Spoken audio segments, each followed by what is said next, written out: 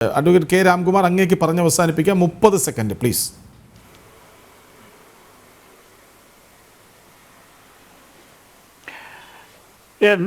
എൻ്റെ സുഹൃത്ത് പറഞ്ഞു, കേന്ദ്ര ഗവൺമെൻറ് ശക്തിയായിട്ട് ബംഗ്ലാദേശിൽ ഇടപെടണം.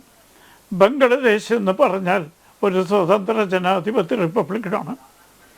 അദ്ദേഹത്തിൻ്റെ പാർട്ടി ഭരിക്കുമ്പോൾ ഇതിലും ചെറിയ ശ്രീലങ്കയിൽ ഇടപെട്ടിട്ടുള്ള അനുഭവം ഞാൻ അദ്ദേഹത്തെ ഒന്ന് ഓർമ്മിപ്പിക്കുകയാണ്.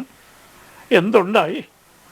ഇന്ത്യ എന്ന സുഹൃത്തിനെ ആജന്മ ശത്രുക്കളാക്കി മാറ്റാൻ ശ്രീലങ്കയിലെ പാവപ്പെട്ട ജനങ്ങൾക്കിടയിൽ ഇന്ത്യ വിരുദ്ധ മനോഭാവം ഉണ്ടാക്കാൻ മാത്രമേ രാജീവ് ഗാന്ധിയുടെ നയങ്ങൾക്ക് സാധിച്ചിട്ടുള്ളൂ എന്നുള്ളത് ചരിത്രത്തിൻ്റെ ഭാഗമാണ്. അത് ആവർത്തിക്കാൻ ഒരിക്കലും പാടില്ല. കാരണം ശ്രീമതി ഇന്ദിരാഗാന്ധി അന്ന് ബംഗ്ലാദേശിൽ നിറഞ്ഞു നിൽക്കുന്ന പാടത്തും മാത്രം വെച്ചിട്ടല്ല, അടുത്ത് വരാൻ പോകുന്ന തെരഞ്ഞെടുപ്പിനെ കൂടി ലക്ഷ്യം വെച്ചുകൊണ്ടാണ് പട്ടാളത്തെ അയച്ച് അതിന് ഫലവും കണ്ടു. അതുപോലത്തെ ഒരു വിഡ്ഢിത്തരം നമ്മുടെ ഗവൺമെൻറ് ആവർത്തിക്കില്ല എന്നാണ് ഞാൻ പ്രതീക്ഷിക്കുന്നത്. വളരെയധികം നന്ദി.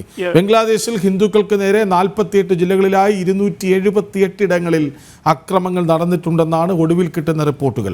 എതിർപ്പ് ഷെയ്ഖ് ഹസീനയ്ക്കും അവാമി ലീഗിനും എതിരെയാണെന്ന് പറഞ്ഞു പരത്തപ്പെടുന്നുണ്ടെങ്കിലും സംഭവിക്കുന്നത് ഹിന്ദുക്കളെ തെരഞ്ഞുപിടിച്ചാക്രമിക്കലാണ്. ഇന്ത്യ ഇടപെടുമെന്ന പ്രതീക്ഷ ശുഭപ്രതീക്ഷയായി അവിടെ നിൽക്കുന്നുണ്ട്.